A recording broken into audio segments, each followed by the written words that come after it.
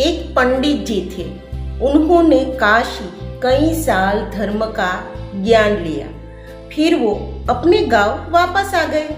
तो आसपास के गांव के जो भी लोग थे, वो धर्म की, आध्यात्मिक जो भी समस्या थी, वो इस पंडित जी के पास आकर कहते थे और पंडित जी उसका हल बताते थे। एक बार एक व्यक्ति पंडित जी के पास आकर कहता है कि मैं जानना चाहता हूँ कि पाप का गुरु कौन है। यह सवाल सुनकर खुद पंडित जी भी चौंक जाते हैं, क्योंकि उन्होंने धर्म के गुरु, आध्यात्मिक गुरु, इन सब बातों के बारे में तो सुना था, लेकिन पाप का गुरु कौन, वो उन्हें खुद भी मालूम नहीं था। तो उन्हें लगा कि उनका ज्ञान कच्चा है, अधूरा है। तो वो फिर से काशी चले गए। अपने जो भी गुरु थे उनसे वो पूछने लगे कि मुझे इन सवाल का जवाब चाहिए कि पाप का गुरु कौन है। लेकिन पंडित जी का कोई भी गुरु इन सवाल का जवाब नहीं दे पाया। उदास होकर पंडित जी वापस लौट रहे थे। रास्ते में उसकी मुलाकात एक गणिका से हुई। गणिका ने पंडित जी को उदास देखा और उदासी का कारण पूछा। तो पंडित जी ने सच बता दिया कि वो पाप का गुरु कौन है, इन सवाल का जवाब ढूंढ रहे हैं। गणिका ने कहा कि उसका जवाब तो बहुत आसान है, मुझे भी मालूम है। तो पंडित जी ने कहा कि बता दो। तो गणिका ने कहा कि ऐसे नहीं, इसके लिए आपको कुछ दिन मेरे पास रहना होगा। पंडित जी इसके लिए भी तैयार हो गए, क्योंकि उन्हें किसी भी हाल पर इस सवाल का जवाब चाहिए था। पंडित जी की रहने की व्यवस्था की गई, गणिका के नजदीक ही।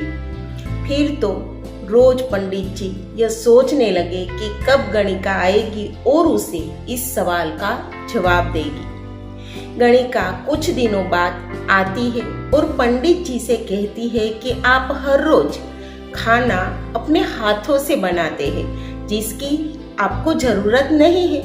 मैं आपको हर रोज खाना पका के दूंगी और साथ में 5 सुवर्ण मुद्राएं भी दूंगी। वैसे तो पंडित जी आचार विचार के बड़े पक्के थे। वो खाना तो क्या, दूसरों के हाथ का पानी भी नहीं पीते थे। लेकिन कुछ दिनों से पंडित जी थक गए थे और उन्हें गणिका ने जो ये 5 सुवर्ण मुद्रा का लालच दिया, तो पंडित जी भी लालच में आ गए कि पका पकाया खाना भी मिलेगा और साथ में 5 सुवर्ण मुद्रा भी मिलेगी। पंडित जी ने कहा कि चलो तुम मेरे लिए खाना पकाना, लेकिन इसकी किसी को पता न चले, किसी को मालूम न हो।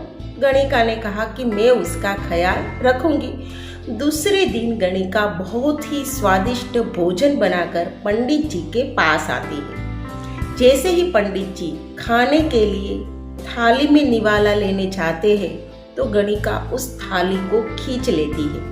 इससे पंडित जी को बड़ा क्रोध आता है और कहते हैं कि ये कैसा मजाक है। तब गणिका कहती है कि यह मजाक नहीं, यही तो आपके सवाल का जवाब है।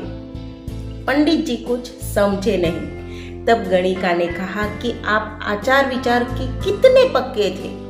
आप खाना तो क्या, किसी का हाथ का पानी भी नहीं पीते थे, लेकिन 5 सुवर्ण मुद्रा के लोभ में आप मेरे हाथ का खाना खाने के लिए भी तैयार हो गए। यानी कि पाप का गुरु लोभ है।